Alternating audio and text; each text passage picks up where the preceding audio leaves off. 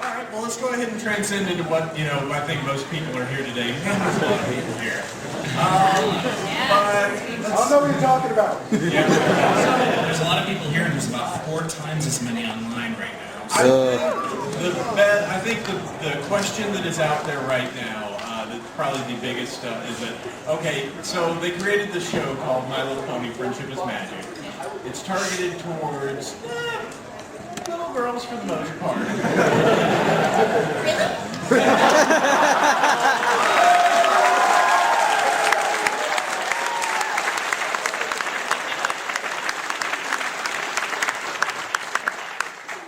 Let me rescind that.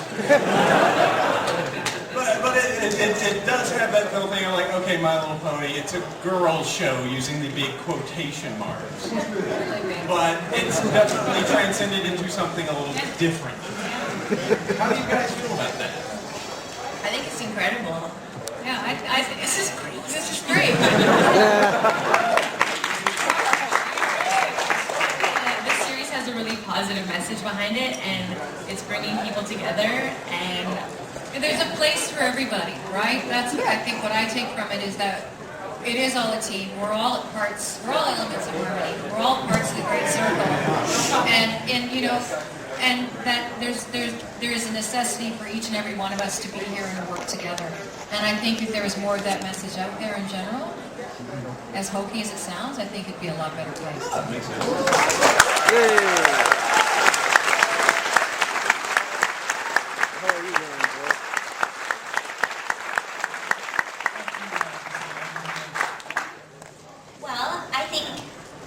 Today, for me, is sort of the first time I've had the chance to interact with everyone. And everyone is so kind, so positive, so wonderful to talk to. It's just been so enjoyable for me to meet all of you, and I think it's a wonderful thing, and I'm thankful to be here and to get the chance to meet you. Hey!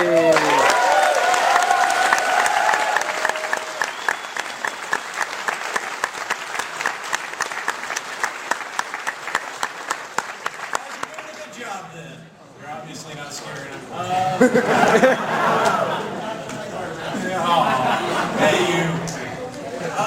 All right, so as I said, we've got the whole Bronies, all of us on this, just pretty much saturating the internet with tons of just pretty much adding everything out. Music, art. Here's a good question for you. How long into, at what point did you find out that there was this momentum, this Brony movement, or whatever you wish to call it? I remember Jason coming into the studio and telling us, saying, "Oh, there's Bronies. What's that?" Serious? And then, we've got all this whole fan base, and there's all these comments on YouTube, etc. And we were like, that was exactly my answer. Right? It was probably last summer, I guess? Yeah, last spring, summer. Yeah, whatever that was. But, it was Jason, who's the co-creator, producer, God. Right? Science, paycheck. And he came in talking about this counterculture movement called Bronies, and the message behind it. And at first, for me, I will speak for myself, and I think I've said this on an interview. My initial reaction was, "What? What?" And, the more I interacted with the fan base, and the more I heard about the fan base, and there's a lot being written about y'all now. I think it's great. I think it's great. Why not? I mean, man, I wish more people would celebrate what they love and put it out there than hide in the shadows and all try and be the same bland piece of beige.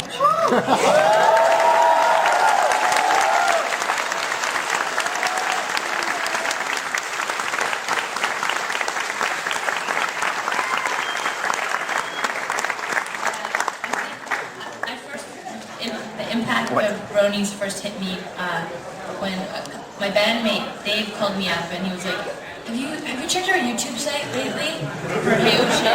And he's like, there's been like a bunch of comments about you know, referring to My Little Ponies and like what the hell is going on. And I went to our YouTube channel quickly and kind of checked out some of the comments under the videos, being like, Applejack can sing, like, maybe actually band or whatever.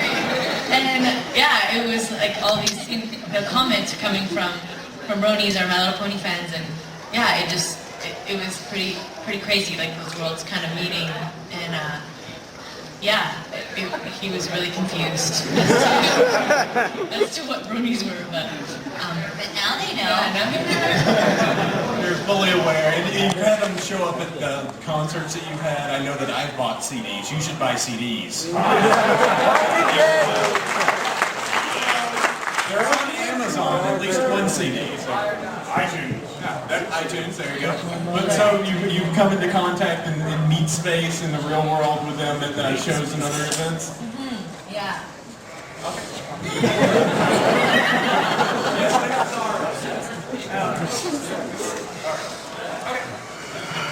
Well, I've got a couple of just quick specific questions, I guess. One thing is AFR did a interview with, well, actually we did one with Maddie Peters and then one with Michelle Krieger. And both of them, this is for you, Andrea, both of them told us that you were really good during recording at switching between Fluttershy and Pinkie Pie like instantly. And my question for you is... She's a year older than her. And secondly, if so, is that something you trained to do? Is that something you... I paid them to say that.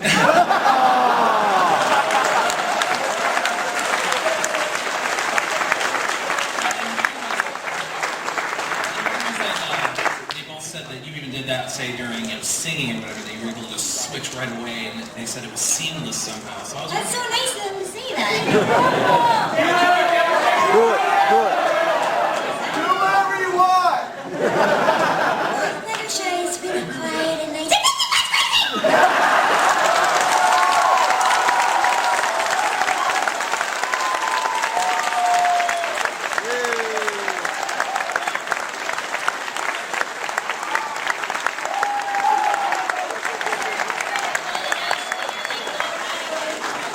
That's why I walk into the studio with a bottle of Advil.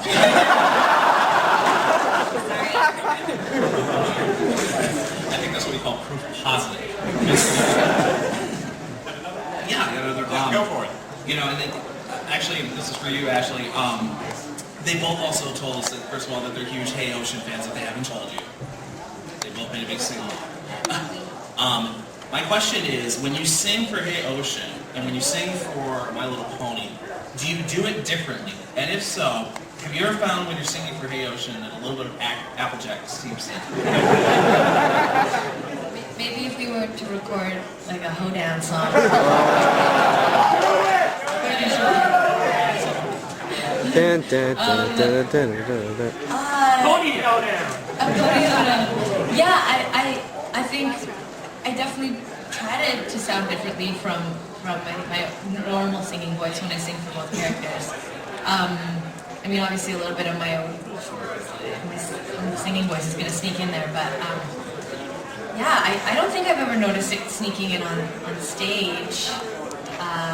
Well, I'm not Unless we're doing like a Dolly Parton cover or something. But yeah, no, I try to keep it as separate as possible, and yeah, just do my best to stay true to the character and not let any Hey Ocean sneak in there. Well, I got a follow-up question for you as well, which is, where did you develop a Southern accent from? Did you watch something, or did you just? Because when we asked Michelle Krieger this, she just said, "Oh, I just did it." Sure do look funny. Well, when they first asked me to audition, or when I first got the audition for both parts, yeah, I didn't really think I had a great Southern accent. It wasn't something I did very often, but I tried to make Applejack kind of a cross between like Miley Cyrus and Dolly Parton. Yeah, I listened to lots of Dolly. No way. She's got quite a Southern accent. So yeah, it was just kind of listening. I think I'm very ear trained. Like I just hear something and I try and pick it up as well as I can. So yeah, it was just a lot of listening to Dolly interviews where she said, "It costs a lot to look this cheap." But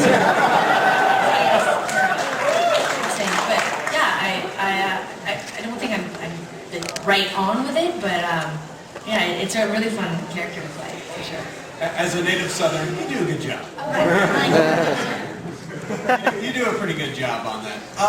One thing I've noticed, and this was just in one of the behind-the-scenes videos that I caught, and you've kind of alluded to it a little bit as well. It sounds like that opposed to in some environments where the voiceover action all happens, you go into your booth, you do your lines, you pop back out, that's your day. It sounds like that, by the way that they have their setup, you guys are all in the room together, you know, just interacting and being able to kind of gauge off of your reactions. How do you feel that? Do you feel that a lot of that like energy comes across on the show, and like does that make the entire process a lot better?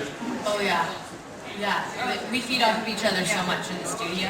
Yeah, I mean, Tara's in LA, Oh. Vancouver, but for the most part, yeah, we're all in the room at the same time and feed off of each other and try hard not to laugh at each other. The double entendres that Tabitha always brings up. But yeah, it's definitely It's a lot different than, like, for example, doing Japanimation stuff. Because you're in a room with headphones on, listening to beeps, and it's dark and scary. You're alone. These series they're so much fun. There's so many. I think I look forward to it every week. I look forward to Tabitha also brings in cookies every week. Tabitha plays Rarity for those of you who know.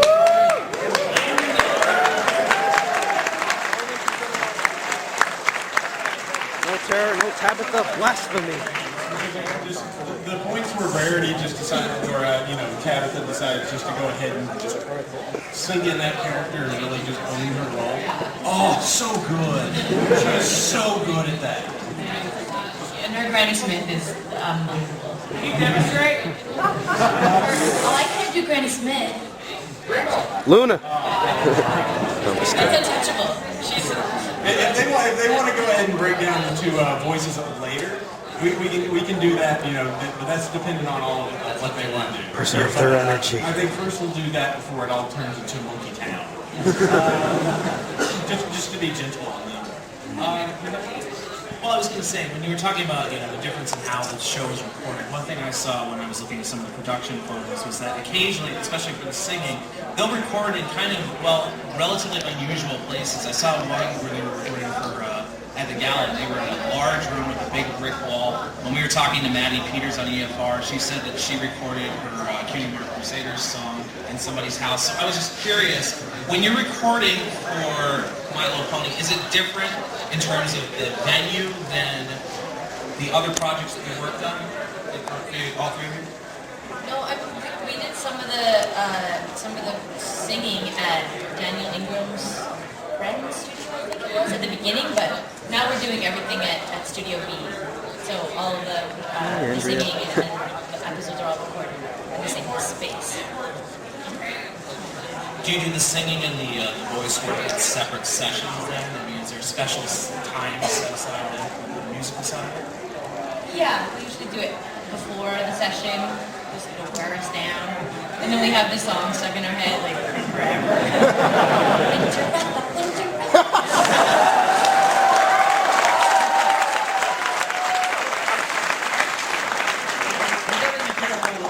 That's some ammunition you can use.